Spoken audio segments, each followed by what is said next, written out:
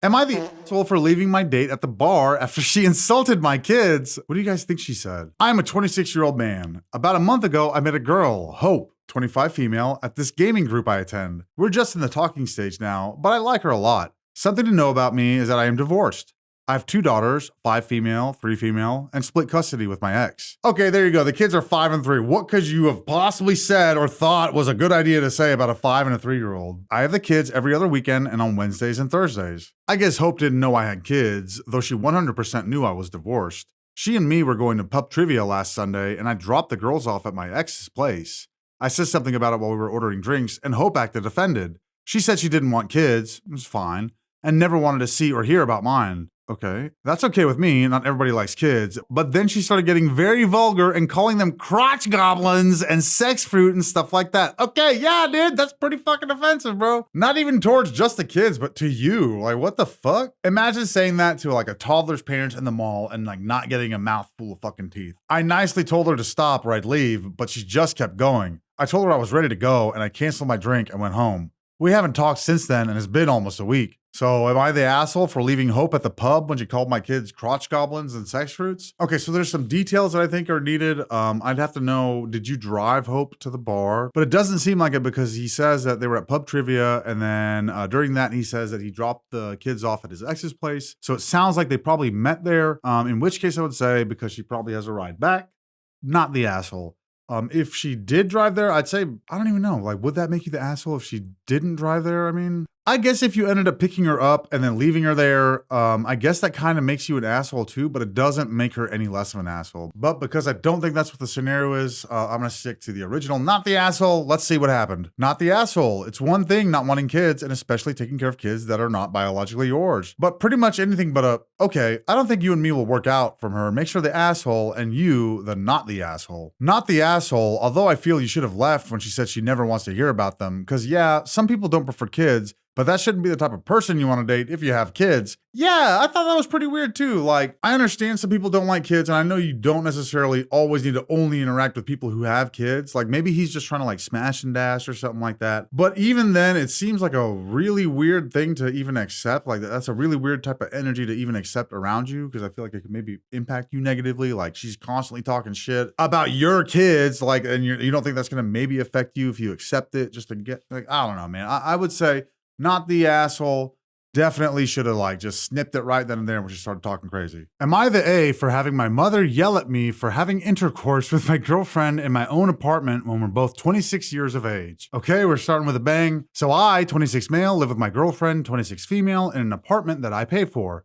We've been together for 3 years and our relationship is great. We're both working professionals, fully independent, and like any normal couple, we even have an active sex life. Hell yeah, dude! Enter my mother, 54 female. She's always been a little overbearing, but since I moved out when I started dating my girlfriend, I thought things had gotten better. Apparently I was wrong. Last weekend, my mom came over to drop off some homemade food, which was nice, I'll give her that. I had told her she could stop by after 4 p.m. since my girlfriend and I were having a lazy morning. But, of course, she decided to show up 2 hours early with her spare key, which she has for emergencies. Well, my girlfriend and I were in our bedroom, clearly busy, when we heard my mother banging on the bedroom door. She was shouting my name and saying things like, "I know what you're doing in there, and have some respect." I scrambled to throw on some clothes, went out and asked her what the hell she was doing here unannounced. She started yelling at me about how it was disgusting and inappropriate to be doing that while guests are over. I reminded her that this is my apartment. She wasn't supposed to be here yet. We're 2 consenting adults. She was having none of it. She called me disrespectful, said I had no manners, and even told my girlfriend that she should be ashamed, which, what the fuck? My girlfriend just walked out of the room, grabbed her keys, and left because she wasn't dealing with that nonsense. Yeah, hell yeah, nobody should. That's nuts. I ended up arguing with my mom for 10 more minutes before telling her to leave and return the spare key. She refused at first, but I stood my ground until she finally handed it over.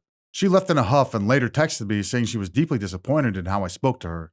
Now my dad and sister are both telling me I was too harsh and that I shouldn't have put her in that situation. I argued that she put herself in that situation by showing up unannounced and barging into my home. This doesn't really seem like there should be that much of a discussion, right? Like, you have your own place and somebody comes and violates the space that you have. Like, no, you're not an asshole. Even the way that you handled your mom was pretty much like the way that you should do it. Like, you repeated what your boundaries are. She decided that you were rude and she like huffed and puffed. There shouldn't really have to be very much more discussion like after that. You know what I'm saying? I do understand how moms can feel some type of way, especially when, you know, your son is like 26 or 27, and you might still feel like you have to baby him. But when you do that, things get really weird really quickly. Not the asshole. You gave your mother a set time to visit and she disregarded it. Besides, what you do in your own house is none of her business. That's exactly what I'm saying. Not the asshole. I'm a mom of a 25-year-old son and I have his emergency key.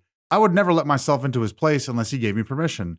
If I was coming over, I'd still knock. He's even told me to just come in. My son is not an extension of me. Just because I grew his eyeballs doesn't give me the jurisdiction over the entirety of his life. My job was to raise an adult. I did that. Now I give him the basic courtesy and respect I would give any other adult. If I did walk into that, I would turn around and sneak out, never admitting I was there. I certainly wouldn't shame them for having a normal, healthy adult relationship. Do not give that key back and do not ever apologize to her over this. She was completely wrong in every moment of this situation. Exactly, dude. You were totally justified in the way that you acted, and your mom completely overstepped the line. Like, that is so disrespectful on her part to invade your privacy and just come in there like, oh, you're being rude and this and that, while your dick and balls are hanging out inside of your woman. Like, dude, what the fuck? Back the hell up. Am I the asshole for calling off my wedding after my fiance bought a house with his mom? Holy crap. Okay, so me, 28 female, and my fiance, 30 male, have been together for 5 years. We were planning our wedding for this fall and had been talking for years about our future, like kids, finances, and buying a house together. We had a whole plan to save up, find something we both loved, and make it our home. This was talked about a lot.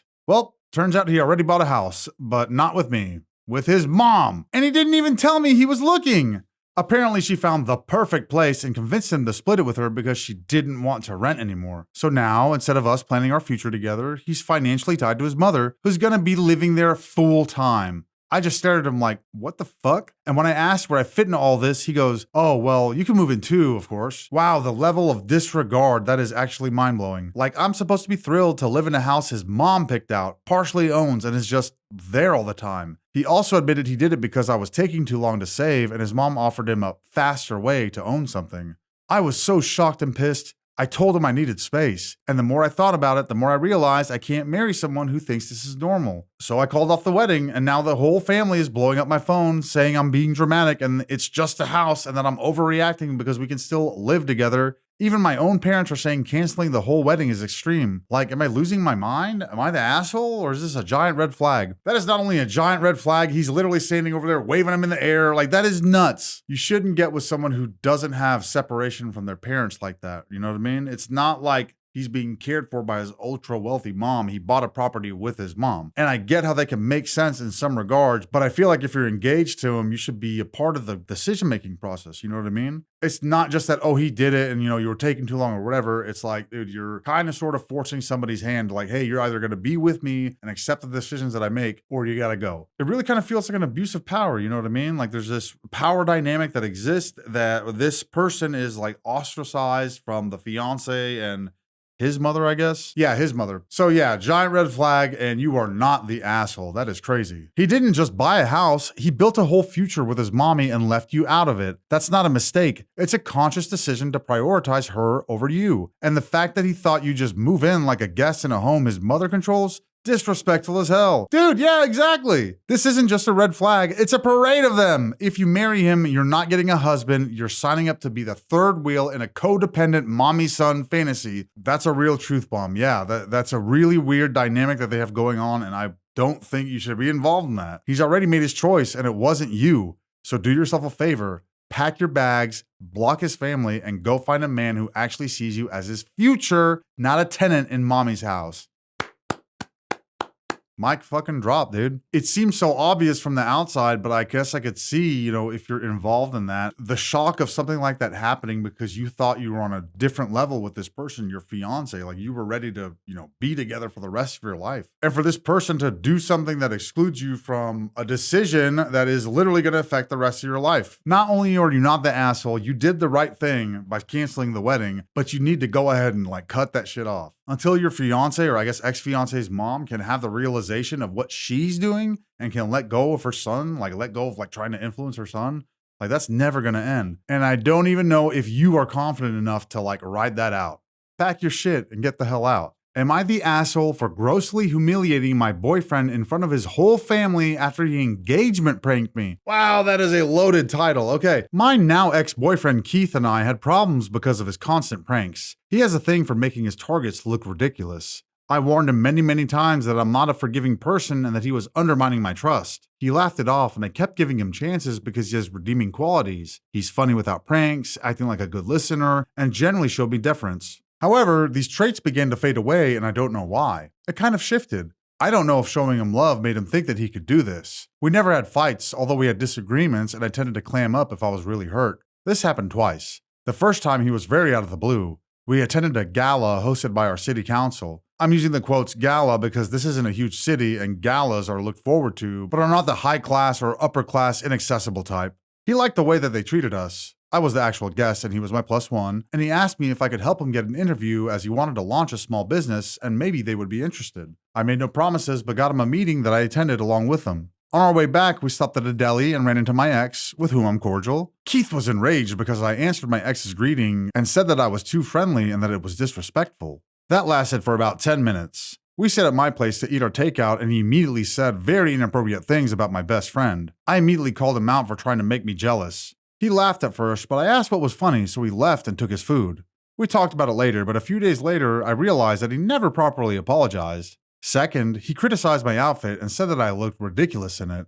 I should have dumped him right there, but chose to put it in the back of my mind because I already had a lot on my plate, career and family-wise. I held out hope that we could go back to the way things used to be. I was never able to shake off that feeling of being hurt, although we seemed to have reached a very stable phase after that. He started with his pranking ways again. First, I caught him trying to hide the birthday cake that I got for my friend. Then, he hit the gas pedal a few times when I was about to get in the car. Okay, that's pretty fucked up. I will do that though. If a friend is trying to jump into the car, I might slowly let off the brakes so it starts to creep forward. But jamming the gas pedal is kind of fucked up, dude. Last week, we were at his mother's house for his birthday party. Everything felt pretty normal until everyone got really quiet. It was just weird. I looked at him and he immediately took a knee. This was the worst feeling, holy shit. First of all, we had not reached a stage leading to an engagement. Second, I thought it was likely a prank, but I didn't know how to react. I don't know if he told everyone that he was about to propose and if they were quiet in honest anticipation, or if they knew, or maybe some of them knew. If he was being honest, I didn't want to say no in front of his family, so I would have probably had to say yes and then say no in private.